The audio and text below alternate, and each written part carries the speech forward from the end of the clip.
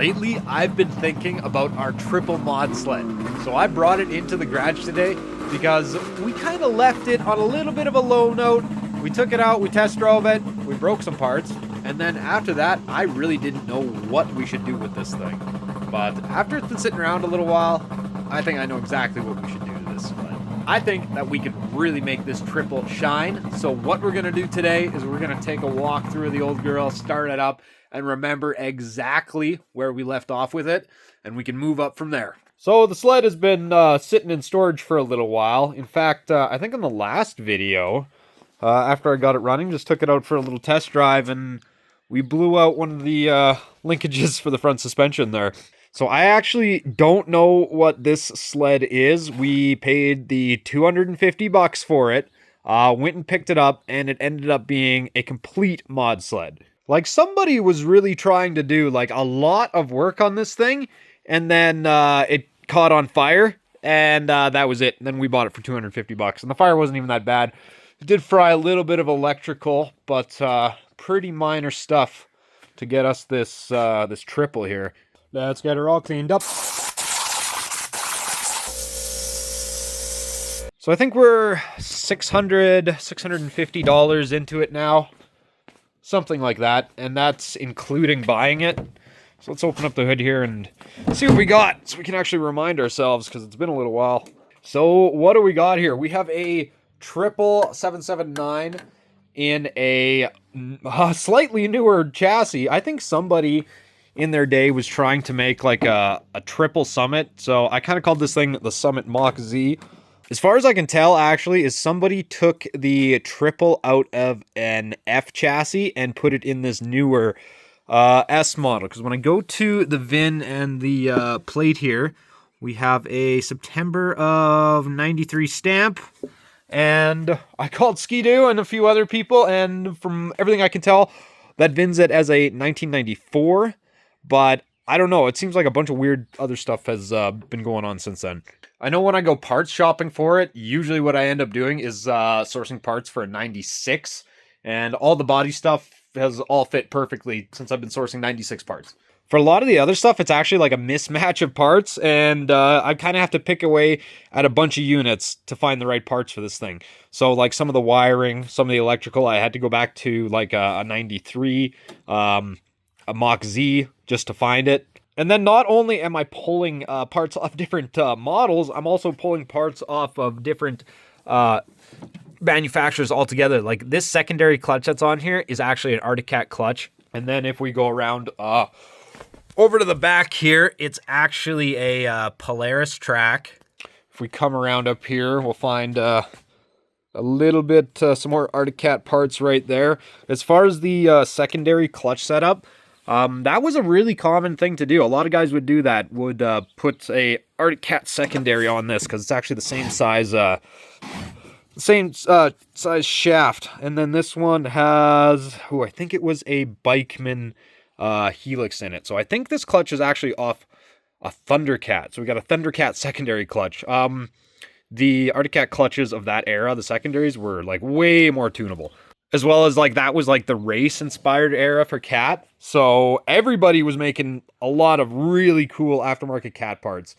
Back when they were kings of the circuit.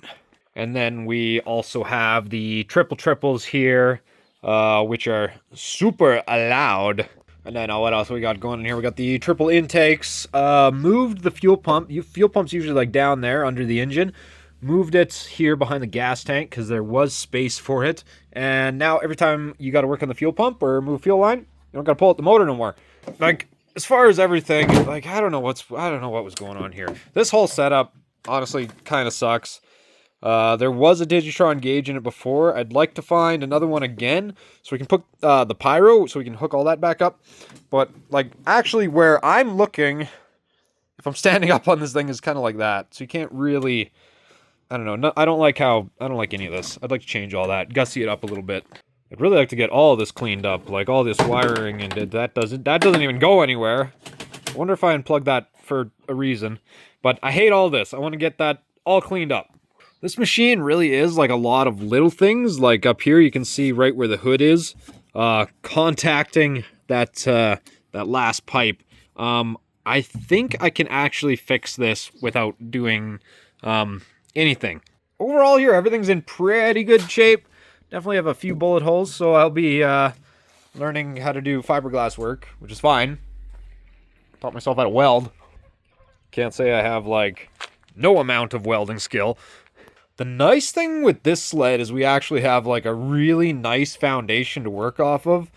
Like, the only thing is here, and I don't know much about metalworking or metal polishing or anything like that. Like, this is kind of like pretty good shape for a tunnel, right? Especially when it's 30 years old or whatever it's getting to be. And then it looks like I didn't do this. This is how it came to me. I don't know if somebody took, like, it looks like they took a wire brush or something to this side of the tunnel, like they were gonna prep it. But oh, like, it's so aggressive. Like, you can really see it here. Like the nicks and like all the pattern they put in it with whatever, there's some swirl marks here. Whatever tool that they were using was like way too aggressive for this. So I'm hoping I can get a bunch of that out. Like, you metal polishing guys, I don't know where you guys are at, but like maybe you can tell me. Like, that seems like super deep and super aggressive. Like, oh, that is so bad right there too. Like, I don't think I'm going to get all that pitting out. Like, that is a crazy amount of pitting. The upholstery on the seat is actually all brand new. That's something I did myself too. Taught myself that while I was at it. Like, I was kind of thinking we strip this thing like right down to the bare bones, and I haven't even put this thing on the stand yet.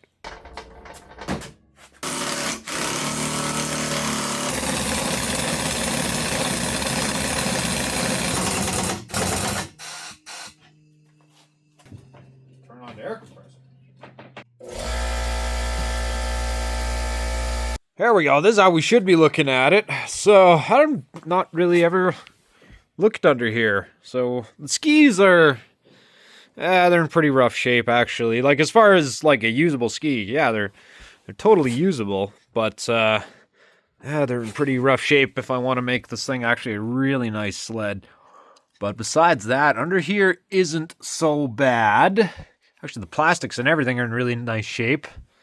Except for the mismatching hardware, which is always a sign of a hack job. As well as the spray paint overspray all through here. Somebody was having fun.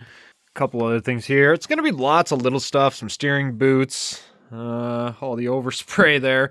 I can definitely tell you that the guy bought it off of, didn't do the spray painting himself, because he wouldn't have been spray painting it, just try to get his $250 out of me. And then there's these things, like this whole, all of these suspension parts, except for this looks right. This is all like off yellow, like it's not a Ski-Doo yellow. And oh, there. Yeah, there you go. Some overspray. And then if we look over here, what do we got here? Oh, yeah. Paint right over that grease nipple. Don't need it. The other thing is, with these trailing arms here, this is probably the worst suspension design ever. And everybody did it except for Arctic Cat. Arctic Cat never had trailing arms. So... the whole system, instead of like doing like the A-arm suspension, the whole problem with the system is every little tiny rock that your ski hits feeds back, and you feel it all the way in the footboards. So every little tiny thing you hit on the trail, you feel it all the way back in your feet. And then the other thing is with those is they're probably they're both going to be bent. So you can see with this one that's got a little bit of a wow to it right there. And then it curves back to the chassis, so...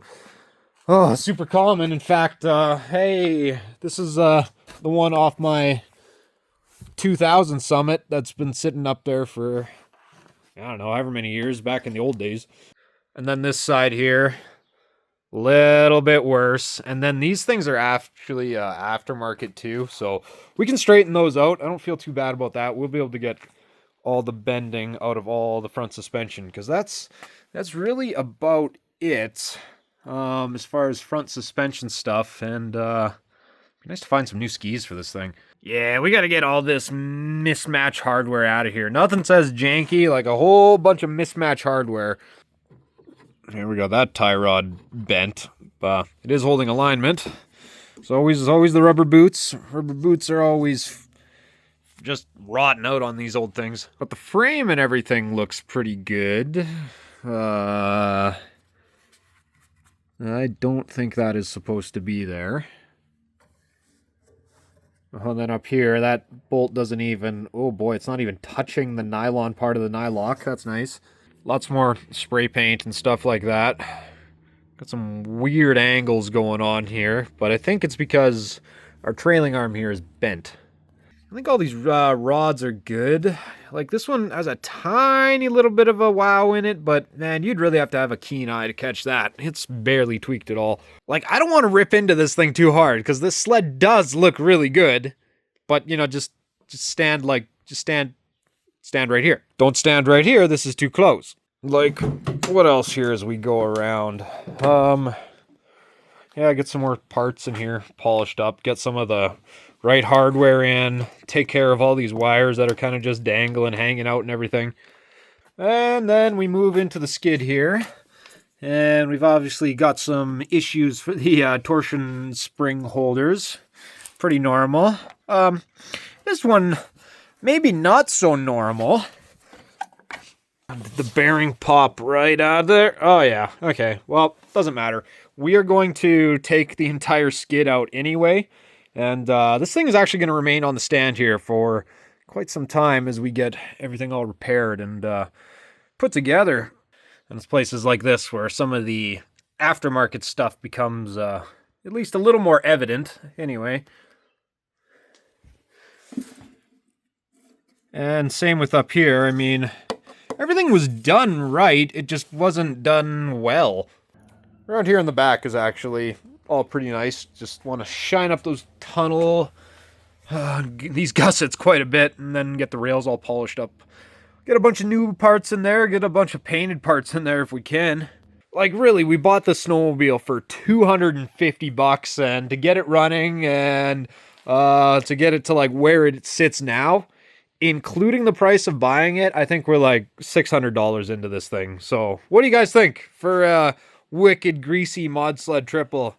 I think $250 besides like the little things that have been wrong with it, which have been pretty minor. What do you guys think? Pretty good deal for this thing we got a couple years ago, huh? I actually want to get this skid out pretty early on because I'm seeing a bunch of stuff here that I just don't like. Is this how these Ski-Doo skids are? Are they supposed, like, this is the cap screws they use? Seems wrong to me. Maybe it's a Polaris skid. Yeah. I keep seeing things I don't like. Let's just not look at that right now till later.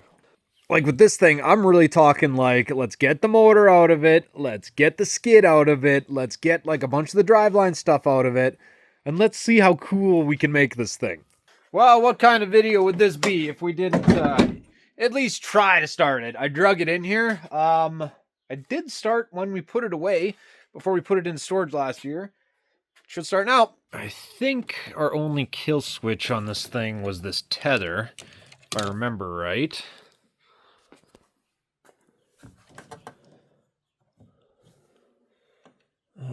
Chicks up here.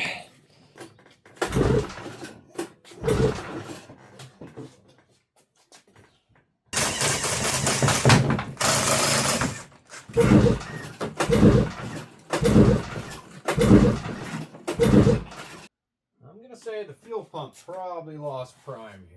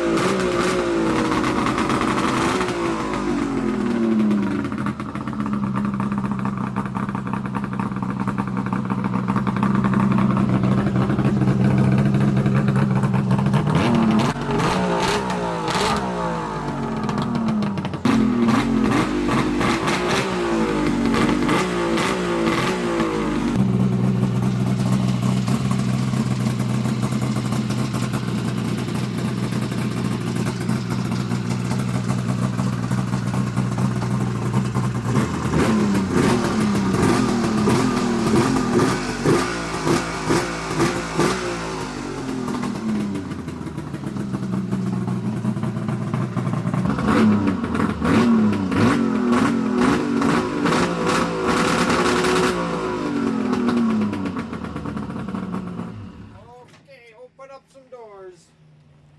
Good Lord.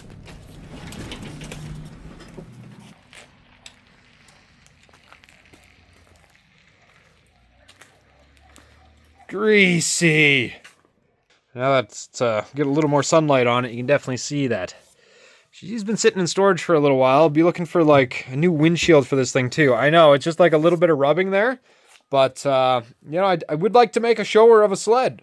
I'm sure I'll end up riding it at some point too, but honestly, if I were really to build myself a triple, that was like, for me, I would build a Yamaha. Like everybody knows and they think I come from like the Arctic Cat background, which I do, but those aren't my roots. My roots for sledding is Yamaha. So if I were to ever build something like a triple just for me, super fast, like a race inspired sled, it would be a Yamaha. That is one of the projects we're going to be working on here this summer.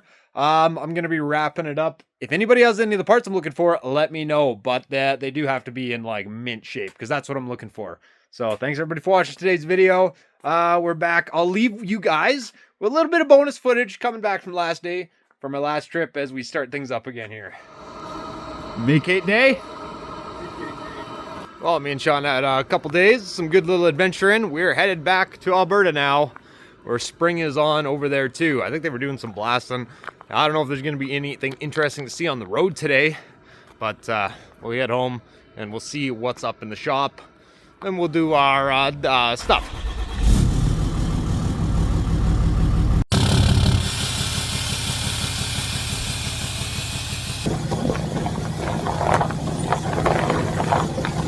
Yeah, looks like some theft.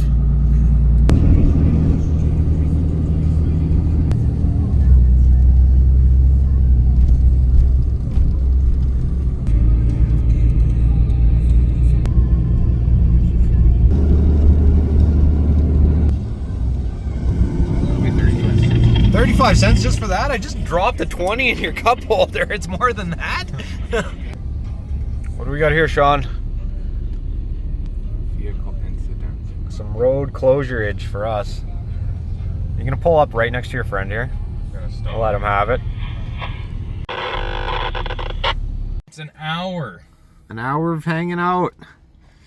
Well, I got some. I mean, Sean, you've been hanging out here for the last, what, 45 minutes or so? Yeah, about that. And hopefully they're going to have us going here in like, what, 10, 20 minutes? That guy will go clear the avalanche off the road. Just after 2 this morning. Oh my gosh. Oh, shit.